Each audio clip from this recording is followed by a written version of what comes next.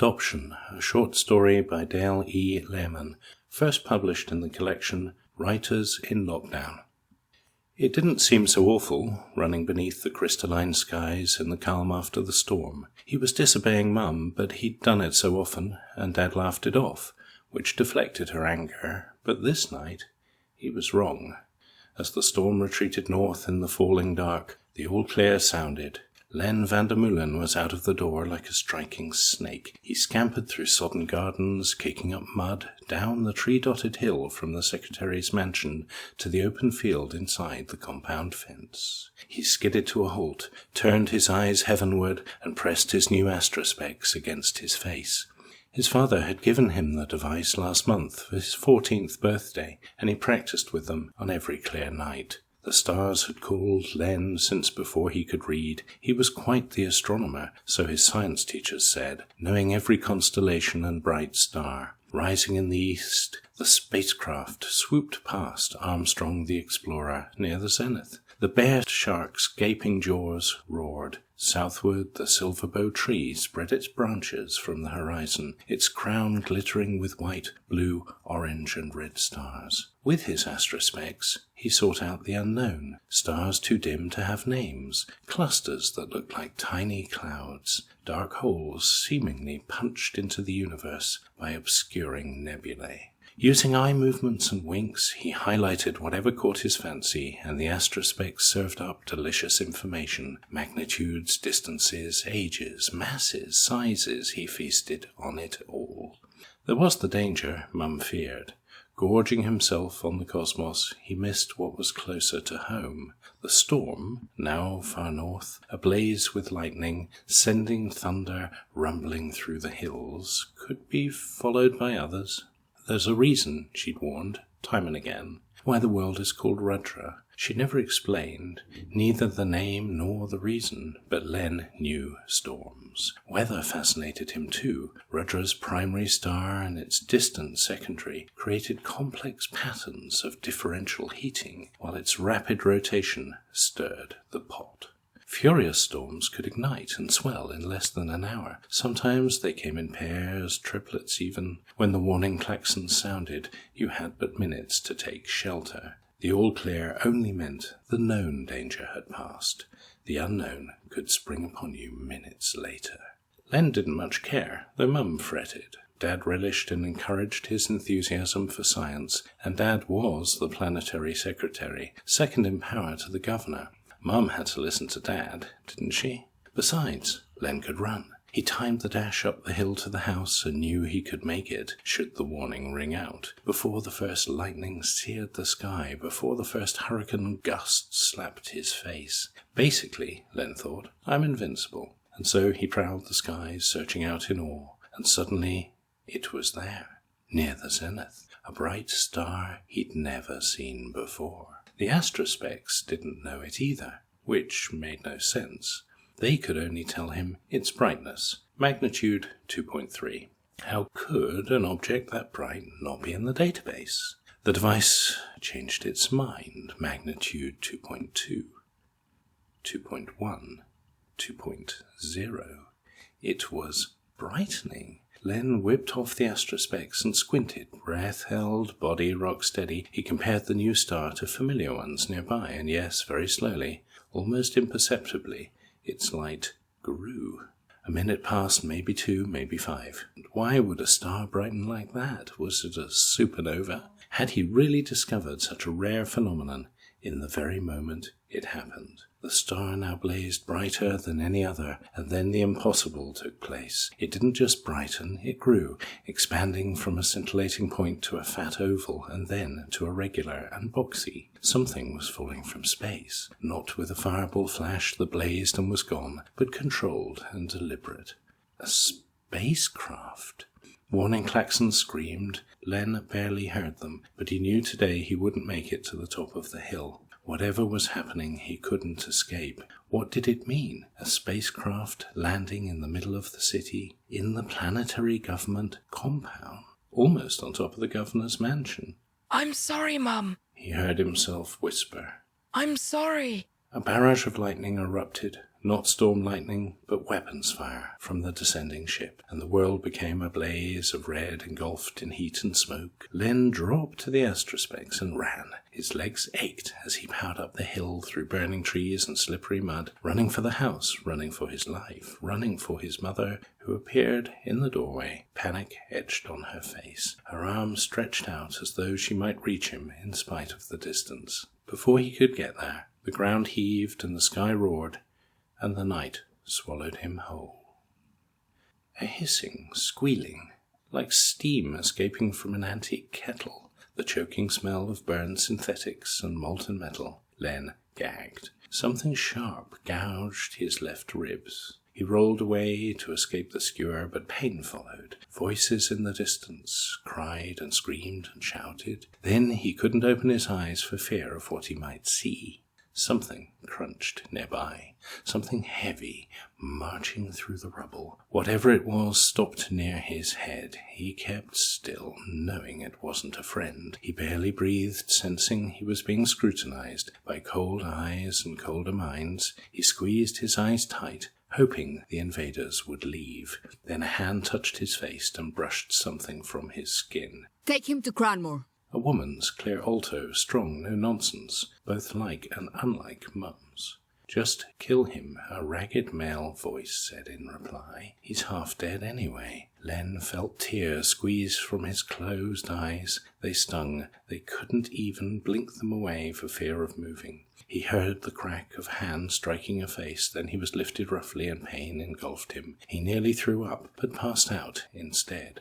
Took you long enough. The voice was different, quiet, withered, like someone's great-grandfather standing graveside moments before dropping in. The light was bright now, or brighter anyway, enough to make Len squint. Kids are supposed to be fast healers. Len blinked at the face that accompanied the voice. The man wasn't as old as he sounded. His thinning hair was in disarray and his face was scarred and creased with lines as though he'd spent his whole life worrying over problems he could not solve. He was dressed in a threadbare grey coverall. Where? Len's throat was dry. Oh, the eternal questions. Figures. Len coughed. He hadn't the strength to cover his mouth. The man elaborated. Where the hell am I? How the hell did I get here? And where the hell am I going? Len licked his lips, which were dry and cracked. You're in hospital, more or less. The man lifted Len's arm and checked his pulse. Less than more, but you make do with what you have. He dropped Len's wrist. Len guessed the city hospital had been destroyed. This must be an emergency hospital. What happened? Now that is a very big question. The universe is 13 billion years old, full of stuff happening. And most of us are very small. I mean... Len licked his lips again. He wished for water, but wasn't sure it was safe to ask. I know what you mean. The man helped Len sit and passed him a translucent bottle with a tube protruding from the top. Sip slow. Len sipped. The liquid had a strange soapy taste, and he made a face. My favorite, too. I'm Cranmore, Dr. Cranmore, but we're neither formal nor proud here. Doctor is just one more job, and hardly a glamorous one. Cranmore put a hand on Len's shoulder, maybe to comfort him, maybe to test something, then helped Len lie back down. So you want to know what happened? You don't, really, but I'll tell you anyway. Your city was attacked and looted, so a lot of people died.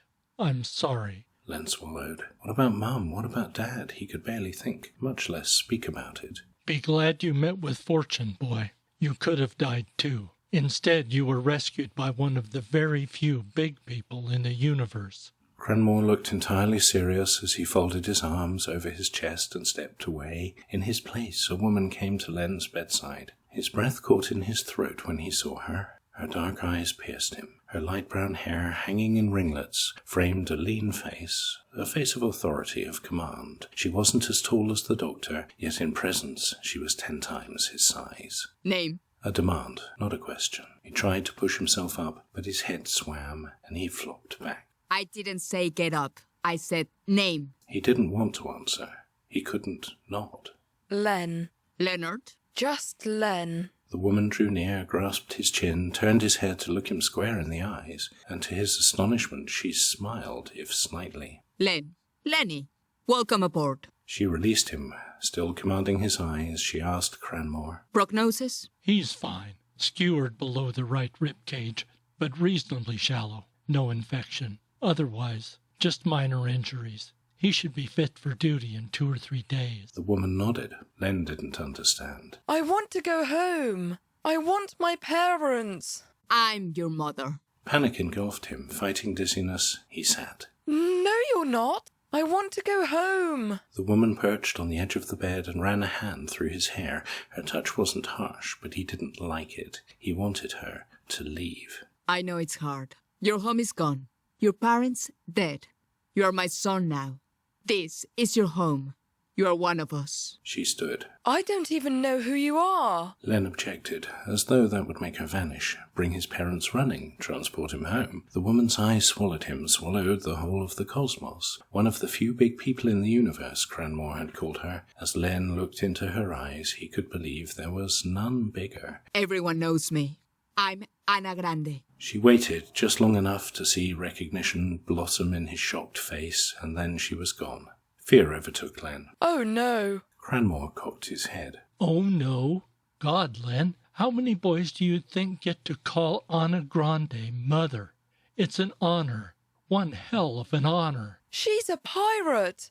A murderer. The doctor drew near. Sure, and she's just like you. He tousled Len's hair and smiled mischievously. Why do you think she saved you? The days passed in a blur. In his waking hours, Len longed for home and his parents and wished the nightmare would end. Sleeping, more nightmares invaded, half-remembered, chases through fire and destruction from which he awoke in a cold sweat. But his strength returned quickly, and before long Cranmore pronounced him fit for duty, whereupon he discovered it wasn't just an expression. He was assigned a succession of jobs, mostly cleaning and minor repair work. He hated it. The jobs were dull and repetitive, and in the service of a woman who had killed his parents. Rage and guilt filled him each time he recalled her ship. This ship, the Defiance, descending upon them. He should have realized, should have raised the alarm, should have saved everyone. Not that he could have, but his impotence made it worse. Worst of all, he wasn't immune to the romanticism of Anna Grande, the unpredictable, the uncatchable, arch-nemesis of Earth's security force, bane of the outer territories. Every boy filled with adventure lust followed or fought her. Every girl wanted to be her as she plundered through space, preying on cargo ships, transports, even military vessels, stealing and kidnapping at will. That had been the way of it throughout colonized space for 24 years Earth standard. But to meet her face to face, to be forced to join her crew. He only escaped guilt and anger when helping Cranmore, who Len couldn't help but call Doctor, despite the old man's protestations. Len couldn't see Cranmore as a pirate, not when he was so wise and kind, so surrounded by the trappings of medicine and science, primitive as they were. Cranmore taught him everything, including to how to access information from the ship's data stores, which proved as rich a library as any Len had ever known. Before long, the doctor even inducted him into the practice of medicine. A young woman came to the hospital with a nasty cut on her left thigh, which she said she'd received during battle training. Cranmore instructed Len in cleaning and sealing the wound. The woman was amused by Len's embarrassment and awkwardness, even when his clumsiness caused her pain. But in the end, Cranmore praised his work. After the patient left, Len asked, Where is she from? Tria? She works in the galley most of the time. I mean before she was here. Cranmore busied himself with sterilizing the equipment and motioned Len to clean the surgical table. That's complicated. Len started scrubbing the surface. I guess I have time. Short version, her parents were part of the original crew. They brought her along for the ride. On a pirate ship. What were they supposed to do? They couldn't leave her. She was only 7. That seems wrong. Tria looked older. Cranmore gave him a disappointed teacher look. Yes, Anna Grande has been on the loose for 24 years, but she gets around. Remember your special relativity, Len. Ship's time. She's only been plundering for 15 years. Biologically, Tria is 22. Len finished wiping down the table and tossed the cleaning cloth into the incinerator. A buzz signaled the reduction of the material to its constituent components. Why did her parents join the crew? I already told you. Clean-up done, Cranmore motioned Len out of the procedure room to the reception area, where an older woman was busy working a computer display embedded in a countertop. Watch this. He addressed the woman. Len wants to know why you came aboard, Falak. She turned. She had light brown skin, wrinkled and severe, but her voice was soft. That's complicated, She said, smiling curtly and turning back to her work. There you go. Every story here is complicated and often too painful to voice, just like yours. Why did you come aboard, Len? Len looked at his shoes and shrugged. Complicated. Family always is. You're not my family. He turned away, embarrassed at having yelled at Cranmore. He ought to apologize, but he couldn't. He wouldn't. His family was dead, and Cranmore had pledged his allegiance to the murderer. The doctor might as well have killed them with his scalpel. Cranmore busied himself with the report on the computer display. Some of us joined in desperation, some in anger. Some were conscripted. Some were born here. None are blood relatives of Anna Grande, but we are her family. She has no other, nor do we any longer. She's our matriarch, and we are all loyal to her. Len remembered Anna Grande's voice as she declared herself his mother. It wasn't harsh or cruel, but she'd given him no choice. Why? Falak turned, eyes wide with incomprehension. Why? Because she's given us everything.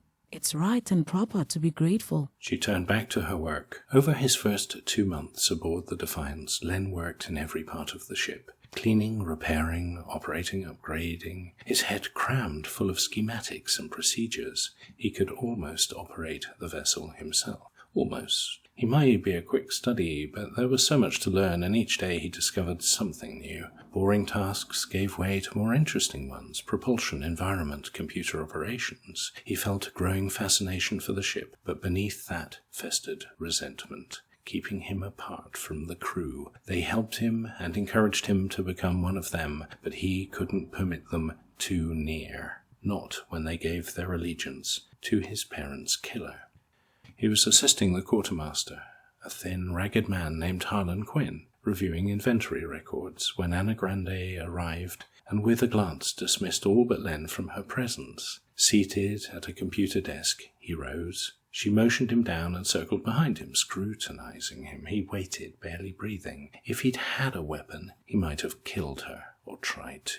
Everyone knew you couldn't kill Anna Grande. Made yourself at home? Len didn't answer. This would never be his home. Don't pine, Lenny. You can't restore what's gone. This moment, right here, right now, is all you ever have. Is that why you kill and steal? To get what you can right now? The rebuke spilled out before he could catch it. He didn't care. Let her kill him. Death would be better than living under her rule. Anna Grande neither answered nor struck him down. She rounded the desk, stopped opposite him, and studied his eyes. A predator sizing up her prey. He couldn't look away. He resented her power over him, even as he succumbed to it. I don't explain myself to anyone, Lenny. Not even you. Because you're the captain. Because I'm Anna Grande. Remember that. I can't forget it. Len wished he could spit the words in her face. I can't ever forget what you did, Captain. Her face remained as impassive as stone. The others call me Captain, not you. What do I call you? What did you call your mother? He lowered his eyes so she wouldn't see the hurt, but he couldn't keep it from his voice. Mum. That's what you'll call me. He slammed his fist on the desk and sprang to his feet, shaking with rage. You killed my mother. Strangely, sympathy crept into Anna Grande's smoky eyes. No, Lenny. Not me. I was there. I saw. Rutter's planetary governor, a swindler named Harlow Cornwall, killed your parents. That couldn't be. He knew Harlow Cornwall. The governor had been his parents' friend, and he'd always had a kind word for Len, and sometimes gifts. Sit down. Len sat. I kill and steal when I must, but it's far easier to bargain. I had an agreement with Cornwall. He went back on his word.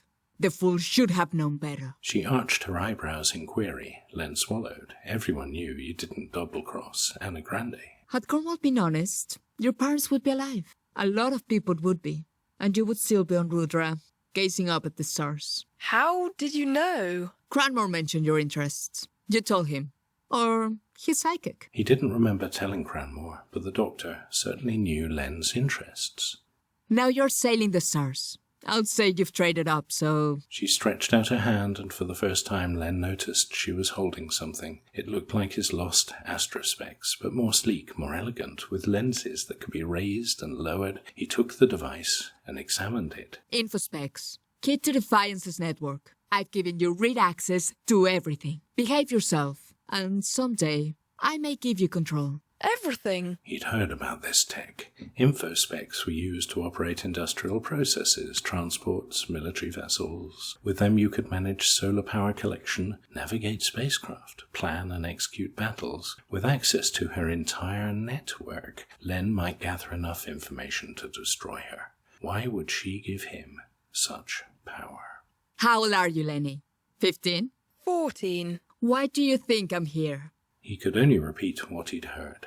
I guess that's complicated. Humour brightened in her eyes, and she laughed like a girl, but the transformation unwound as quickly as it had come. Do you know how old I was when I got my first ship? Len didn't. The stories didn't say. Anna Grande was a titan, sprung full-formed from the ether. She could be 1 billion years old for all he knew. 18. And scared stiff. I didn't ask for it. It was there when I needed it. So I took it, and I've been Anna Grande ever since. Weren't you always? I was a different Anna Grande then. Tragedy changes us. Sometimes for the better, sometimes for the worse. It will change you, Lenny, whether you like it or not. He put on the infospecs. The display came to life, edging the view of his surroundings with dozens of symbols he didn't understand. You'll be working with the navigation team for the next few months. Once you've mastered it, I'll put you on weaponry. Suddenly light-headed, he flipped up the lenses. You want me to fight? He remembered treating the wound on Tria's leg. You'll get hand-to-hand training eventually, but this is a special, Lenny. Not everyone learns ship's weaponry. I'm not a pirate. I'm not fighting for you. Anna Grande faced him, unruffled, but no longer with sympathy. She stood, a barrier between past and present, refusing him access to what he'd lost, offering him a future he was sure to loathe. When she spoke, her voice was matter-of-fact. You'll do as I say. He looked away, jaw locked, eyes ablaze. Right? He wanted to say no, but he felt tired and wanted her gone. Yes. Yes, what? What might she do to force him to say it? He almost didn't care, but he said it nonetheless, just to be rid of her. Yes, Mum. When he finally looked back, he was alone. Navigation proved harder than any subject Len had ever studied. On Rudra, navigation systems were built into everything and did all the work. Space ain't like that. Kayla Stetson told him his first day on the job. You got lots of unknowns out there, lots of gravity bumps and ruts to throw you off course. She was 19, lean, strong, intense, with hair like the summer sun. Len found sitting beside her unsettling. All he could think of was her. She knew it too, and smirked whenever his thoughts strayed too far from work. But she never said a word, neither to encourage nor discourage his attention, and gradually he learned the subject. It's an art. Kayla explained as they worked out the course to their next destination, a tiny mining colony on the edge of some remote solar system Len had never heard of, a place called Yellowknife. It's what you know, plus what you guess, plus what you feel. You've got the computer, but that's just a start. You gotta second guess it, and the universe. Len watched her porcelain fingers work the desktop display. He only half understood her actions, and knew she expected questions, but he couldn't think of any. He could only watch her delicate movements. She nudged the computer's recommended line to create a new path. Know why I did that? She smirked again. A recent slow collision between two minor planets created a contact binary. The gravity well's here now. The charts don't show it yet. How'd I know? Talk to the port on Yellowknife. Navigation's contacts as well as computers. What you know, plus who you know. Len wanted to impress Kayla with an insightful question, but the only one that came to mind was nothing to do with navigation. Why are we going there? Supplies. Hydrogen for the engines mostly. They extract it from the ice. Captain has a deal with them and we get it cheap. In exchange for their lives, probably. Anna Grande said deals were easier than killing, but threats must make negotiations shorter. Kayla gave him a funny look. Had she guessed his thoughts? If so, she didn't let on. We monitor and correct our flight path en route. You've got a lot of variables to track. Unknown objects, unexpected variations in the interstellar medium, variable engine output. She went on, but Len's mind was no longer on the lesson or his teacher. He was thinking of revenge. When his shift ended, Len sequestered himself in his bunk with his infospecs. Privacy didn't exist on Defiance. Only Anna Grande had private quarters. Her officers were quartered together apart from the crew, who were assigned bunks in 2 large cramped compartments. Families bunked together, but otherwise men, women and children were intermixed in each compartment. He quickly learned you didn't pay attention to what others were doing, but Len couldn't shake the embarrassed feeling that everyone watched him undressing, dressing, and then sleeping. At least with the infospecs, he could pretend the place was deserted. Hidden behind them, he studied the communication systems and learned their operation. Intra-ship calls proved easy and largely unsecured, but inter-ship communication required security clearance. Although he couldn't send such messages, he found protocols for contacting thousands of base and planetary, administrative, corporate and private organizations, even Earth security. Some of these could only be used by the captain and her most senior officers. Not surprisingly, Earth security protocols were among them. Without clearance, Len had no hope of directly contacting Earth security, and little chance of making indirect contact. Disheartened, he flipped aimlessly through the remaining information, seeing not the words, but his mother desperately reaching for him. When finally she slipped back into memory, he was staring at the answer. Emergency signals. The topic proved large, consisting of contingency after contingency and the appropriate channels for requesting emergency assistance in each case. Most required security clearance, but one special case did not. A general distress call. Only to be used in the direst of emergencies, misuse was grounds for execution. Such a call could be sent by anyone in case cleared personnel were all dead. Len flipped up the glasses and wondered if he could transmit that call without being seen. 8 days out from Yellowknife, fate handed him an opportunity, or the most he would probably get, when Kayla called him to the control center, a small, cramped pit in the heart of the ship, aglow with computer displays embedded into the walls. Bring your info specs, she reminded him, although he was never without them. He found her standing like a marble goddess, intent upon the screens, her eyes obscured by her own info specs. Len donned his and was instantly overwhelmed by a storm of information, objects, distances, socio-political data. A green line indicated their projected course, and a blue line trailed back along their actual course to date. He and Kayla were alone. The control center's staffing varied by situation. At its busiest, it would be crowded with navigation, flight, environment, and weaponry crew. At other times, it could stand empty. Let's review our approach. He wondered how she knew he'd arrived, but then he realized she was annotated onto his info specs. He winked at the icon floating by her head and was presented with her name, age, height, weight, and job assignments. She started talking before he could explore further. She led him through planetary approach, orbital injection, and descent. She pointed out issues with the existing plot, and while not letting him adjust anything, asked for his recommendations. She praised his good calls and corrected his bad ones. Once she laughed and said, "That's a 00 for sure." 00? You crashed us, bud. Len bit his lip in embarrassment. No worries. Guess how many times I 00'd my first time out? He shrugged. 14. My mentor said 16, but he was wrong. The lesson continued. Descent proved more tedious than the rest combined, and Len's mind drifted. He studied the control center instead, soaking up every detail his infospecs provided. Panel layouts, control procedures, available virtual interfaces. When he discovered a small communications console tucked in a corner, he examined it in detail. The emergency beacon was there, a red circle protected by a translucent cover. It could be operated manually or virtually. Instructions related how to record a distress message, how to virtually remove the cover with a blink, and activate the beacon with another. Len hesitated. He couldn't do it without Kayla knowing, and he was pretty sure of her loyalties. If he did this, his life would be forfeit, just as his parents' lives had been. Hey, you listening? Was it right to follow them into oblivion? He wanted justice, revenge. What would they tell him to do? Control to Len! Control to Len! Come in, Len! He drew a breath. Sorry. What's wrong? Nothing. Just, there's a lot of stuff here. Don't let it distract you. Not on final approach. That's a 00 for sure. She smiled, her eyes mischievous. Sorry. He repeated, but his mind was no longer on the work. Would his parents want him to sacrifice himself? What had Kyla's parents wanted? Were they part of the crew? If not, what had happened to them? How long have you been here? She flipped up her info specs and cocked her head, confused. Since I was 12. Why? How did it happen? She didn't answer. Len flipped up his lenses too. Complicated. I know. Did you have a choice? She shrugged. Why do you stay? Kyla approached so close he could feel her breath. He flushed with embarrassment. Nowhere else to go. This is my family now.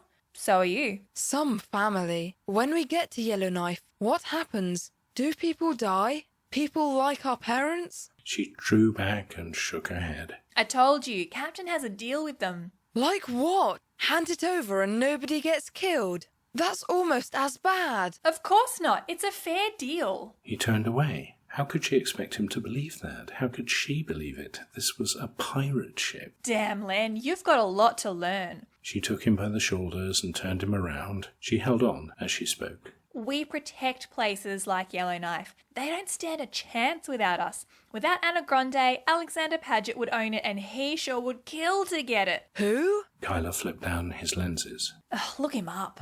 He did. Paget proved to be Earth Security's second most wanted pirate. More ruthless than Anna Grande, less cunning. Although rivals, the two had sometimes formed brief alliances. As with everything in the world of piracy, their relationship proved complicated. He looked up Yellowknife too. Although small, it played a key role in Rim colonization as the most remote supply outpost capable of significant output. Farther out, settlements remained small, barely self-sufficient, and of course, of interest to none but explorers and renegades. Earth Security had been hard-pressed to provide adequate protection so far from home, which left those territories vulnerable to piracy. Ironically, Anna Grande offered stability and had been generally welcomed by the inhabitants, vexing Earth Security. I don't understand. Kyla flipped up his lenses and leaned close again. That's one simple thing. Captain hates Earth. Why? They killed her family, swooped down from the skies one day and... Kyla gestured an explosion and Len stared at her. He heard Cranmore's voice in his head. She's just like you. Had Anna Grande seen herself in that frightened, broken boy lying in the rubble? There was a war. People died. I lost my home and Anna Grande found me. I'm here because I asked to be and she said, welcome aboard. She flipped down Len's infospecs and then her own. Enough syrup. Back to school, kid. Len studied the navigation display. Yeah, back to school.